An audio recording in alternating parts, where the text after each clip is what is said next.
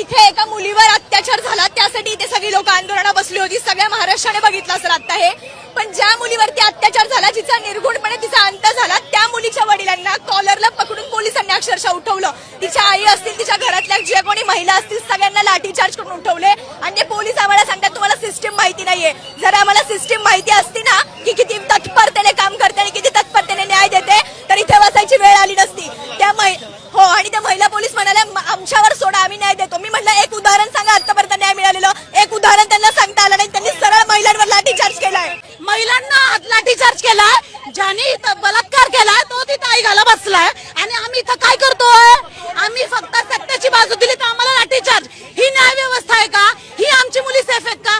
जिथे आज अत्याचार झाला तिथे लोक राग येऊन लोक तिथे आंदोलन करायला गेले, तिला न्याय मिळावा म्हणून. तर पोलिसांनी काय लाठीचार्ज केला? हे आपलं आंदोलनाचं प्रदर्शनाचं आपल्याला स्वातंत्र्य आहे हां? आणि त्या भडव्याला घेऊन गेले सुरक्षेमध्ये. काय तर कायदा आणि सुव्यवस्था का आंदोलन पण करू शकत नाही? शांतपणे आंदोलनच करू शकतात ना. अजून काय करू शकतो आपण? न्यायाची तर अपेक्षा ठेवू शकत नाही. एन्काउंटर तर करू शकत नाही, कारण तेवढा दम नाही आहे आपल्यामध्ये. पहिली गोष्ट म्हणजे कितीतरी केसेस पेंडिंग आहेत बलात्काराच्या.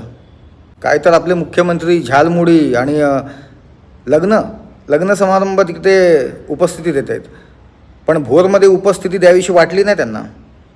या राजकारण्यांनी लाज या शब्दालाही लाजवेल अशी यांची वागणूक आहे.